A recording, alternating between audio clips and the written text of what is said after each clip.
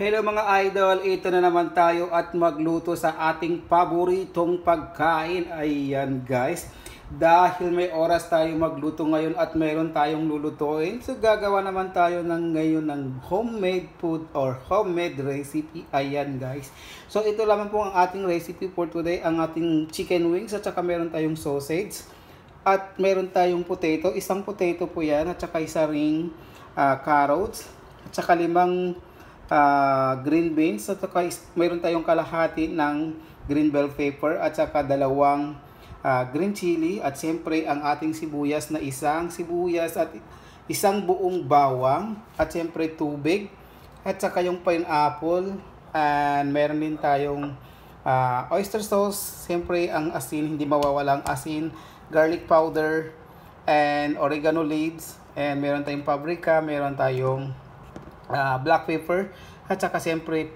pangdagdag sarap, ito pang paragdagdag lasa, magic sarap at saka meron tayong sachet dito, tatlong sachet ng ketchup guys. So tara na guys at umpisahan natin ang ating pagluluto for today. So ito na guys, maglalagay na tayo ng ating pineapple juice. 1 liter po to, so 1 liter po to, so kalahati lang ang gagamitin natin, half liter lang po ang ating gagamitin at papakuluan na po natin ito. O mga 3 baso guys. So ngayon, ito hintayin natin sa hanggang siya ay kumulo ba. So ito na guys, kumulo na po ang ating pineapple juice at una natin ilagay ang ating chicken wings dahil ito ay medyo matagal-tagal maluto. So papakuluan muna natin ang chicken wings bago natin ilagay ang sausage.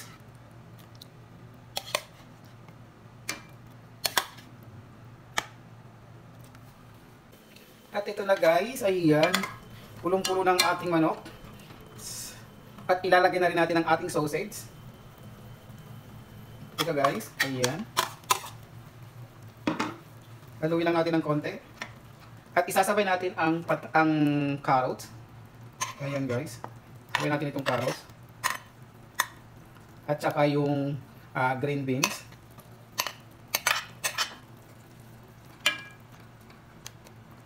Patatas na rin.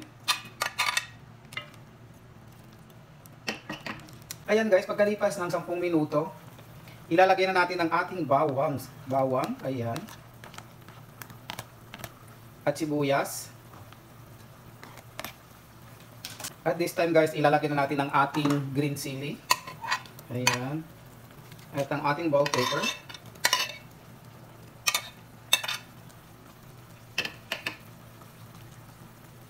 At maglalagay na rin tayo ng ating mga sangkap. Oregano.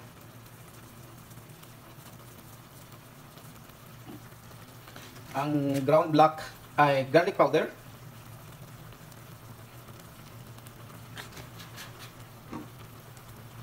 Paprika. Siyempre ang ating ground black pepper. At ang salt. Tansya-tansya na lang kung paglagay ko guys ha. Depende na lang po ito sa inyong panlasa. Dahil ito ay homemade recipe. Ayan. At mag-add na rin ako ng magic sarap. At this time guys, maglalagay ako ng tubig. Ayan. Mga isang basong tubig guys. Itong 330 ml. So kalahati lang ang nilagay ko. At papakuluan natin ulit ito ng 10 minuto. Ayan guys, at this time, ayan, luto na ang ating, so ilalagay na natin yung iba pang sangkap. Ayan. So ngayon, ilalagay na natin ang 3 sachet ng tomato ketchup. Kung meron kayo, pwede na rin 3 kutsara. 2 lang kutsara lang to guys, dahil wala na akong ketchup. At maglalagay na rin ako ng oyster sauce. 2 spoon ng oyster sauce. Ayan. At haluin natin ito hanggang sa mag-combine ang ating mga sangkap. Ayan. At ito guys, dahil gusto ko medyo malapot yung sabaw niya. So wala akong corn flour. So maglalagay na lang ako ng all-purpose flour ng 1 kutsarita. Para medyo malapot yung kanyang sabaw. So haluin natin guys. Dahil ito naman ay luto na. So, haluin lang natin at pakuluan lang natin ng mga isang minuto hanggang sa matunaw yung harina na ating nilagay. Ayan. Dahil medyo malapot na rin yung sabaw niya. So, kailangan yung harina is lutong-luto. Oops.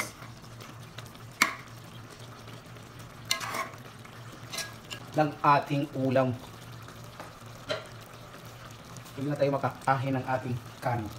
Ano ba? Pwede na tayo makakain guys. O, ito ng plato natin. Let's go. Patayin na natin ang apoy. Ayan. At maglagay na tayo ng ulam sa ating munting plato. Ayan guys. So, ang ulam natin is dinner, breakfast, and lunch. Ayan guys. So, ito na guys.